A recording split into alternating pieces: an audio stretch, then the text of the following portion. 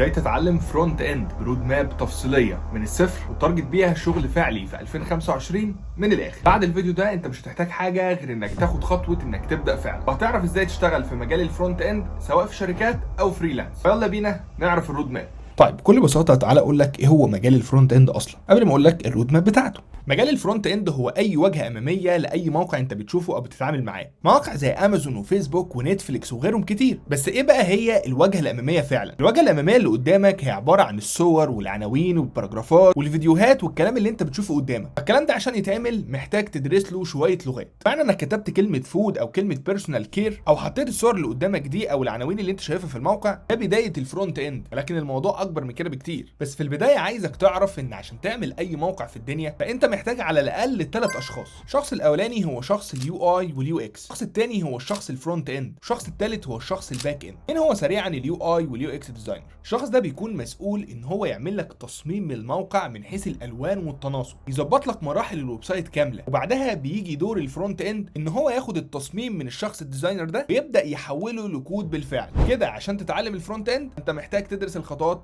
اللي انا هقول لك عليها دلوقتي. في البدايه كده عندنا 3 خطوات رئيسيين، دول لازم تدرسهم لو انت معدي من على بوابه الفرونت اند او مجال الويب بشكل عام. 3 خطوات دول هو انك تدرس اول حاجه هي لغه ال HTML، وتاني خطوه انك تدرس لغه ال CSS، وتالت لغه انك تدرس لغه الجافا سكريبت. اول حاجه عشان تعرف تحط المربع الفاضي اللي قدامك ده وتكتب فيه كلمه سيرش امازون، او انك تكتب كلمه فود او بيرسونال كير، او انك تحط الصور اللي قدامك دي اللي انت شايفها، او انك تحط اللوجو بتاع امازون داخل الموقع بتاعك، فانت محتاج انك تتعامل مع لغه ال HTML. اللغه دي هي مسؤوله عن انها تحط الاستراكشر بتاع الموقع. الاستراكشر ده يعني العناصر الرئيسيه بتاعه الموقع بتاعك. عشان ابدا اظبط بقى الشكل الجمالي بتاع الموقع واحط الوان وباك جراوند واظبط الاحجام واجيب الصور دي جنب بعض الشكل اللي انت شايفه قدامك ويكون المسافات ما بينهم بالشكل ده، فانت كده بتستخدم تاني لغه وهي لغه السي اس اس. وكده الموقع بتاعك هيكون عباره عن موقع ستاتيك، يعني موقع ثابت. اخرك هيكون فيه صور وعناوين وشويه اشكال جميله، انما مش هتقدر تتفاعل معاه كيوزر. وعشان تتفاعل معاه لازم تضيف له لغه البرمجه اللي هي الجافا سكريبت، عشان تضيف لك اكشنز في الموقع زي انك تعمل السايد بار ده، تعمل الكلوز ليه، تقدر انك تعمل سيرش في الموقع على البرودكتس الموجوده. ومن الاخر لغه الجافا سكريبت هي اللغه اللي بتضيف لك تفاعل في الموقع بتاعك وبتحوله من موقع ستاتيك لمواقع دايناميك. بكده دول اول 3 خطوات انت محتاج تدرسهم كده وانت داخل مجال الويب. ولكن الخطوات دي مش هتقدر انها تشغلك في شركات او فريلانس. ليه؟ لان الخطوات دي يعتبر البيزكس فقط. انت محتاج تطور شغلك وتسرعه، وبالتالي هتبدا انك تتعلم فريم ورك يسهل شغلك شويه، زي انك تروح على فريم ورك زي البوتستراب. البوتستراب ده هيسهل من شغلك كتير جدا على ال HTML وال CSS والجافا سكريبت، وهو فريم ورك معمول مخصوص للغه ال CSS عشان تديك شويه كلاسات جاهزه، تديك سكاشن جاهزه بنقول عليها كومبوننت، وتدي لك حاجه اسمها جريد سيستم يسهل عليك شغل الريسبونسيف بتاع الموقع. طب ايه يا هندسه هو الريسبونسيف؟ الريسبونسيف ده هو انك تعمل مواقع تكون متجاوبه مع كل الشاشات، يعني تقدر انها تشتغل على التليفون وتشتغل على التابلت وتشتغل على الشاشات الكبيره، ولما تيجي تفتح الموقع من على الشاشات دي ما تلاقيش اي حاجه بايظه. البوتستراب بصراحه بيدلعك في حته زي كده. وكمان بتتعلم فريم ورك اسمه تيل1 CSS.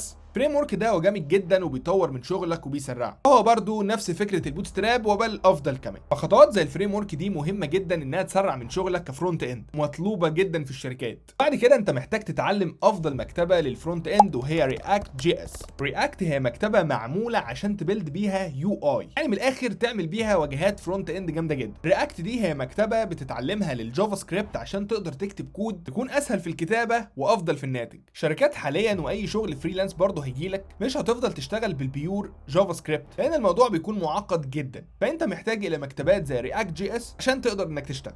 ولازم تتعلم حاجتين مهمين جدا مع رياكت. اول حاجه انك تخش تتعلم الفيتشرز اللي هم نزلوها اللي اسمها هوكس. الفيتشرز دي ما نزلتش مع رياكت من 2011 ولكن نزلت في 2015 وقدرت انها تسهل الكود بشكل كبير جدا. واهم كونسبت لازم تذاكره هو كونسبت الكونتكست اي بي اي. نيجي لتاني حاجه محتاج تدرسها مع رياكت وهي ريدكس تول كيت. ريدكس تول كيت دي مكتبه بتنقل شغلك من حجم مشاريع صغيره او متوسطه لمشاريع كبيره جدا، ودي الخطوه اللي بعدها بنقول انك جبت الرياكت في شويه. ممكن بعد ما تتعلم الفريم وركس لايبراري والتولز دي كلها انك تروح تبص على البري بروسيسور اللي هو اسمه ساس. ساس دي هي حاجه جامده جدا هتطور لك شغل السي اس اس بشكل انت لا تتخيله. وانت بتتعلم كل اللغات دي انت بتبقى محتاج انك تطبق مشاريع، ففي الخطوه دي انت محتاج تتعلم تول زي الجيت، تقدر انك تتعامل مع الكوماند لاين عشان تقدر ترفع مشاريعك على موقع جيت هاب. موقع جيت هاب هو اكبر كوميونتي للديفلوبرز يقدروا يشيروا عليه مشاريعهم والاكواد بتاعتهم، وبكده حرفيا هي دي الرود ماب اللي هتجيب لك الفرونت اند في شوال. ولكن انك تتعلم التول او اللايبرري او الفريم ورك او اللغه ده مش كفايه في مجالنا، انت محتاج تطبق مشروع او مشروعين على كل ستيب بتاخدها، لان المجال ده هو سره التطبيق. عشان كده بعد ما تتعلم اول خطوتين اللي هما ال HTML وال CSS انت محتاج تطبق مشاريع كلون زي خمسات او نتفليكس او يوتيوب،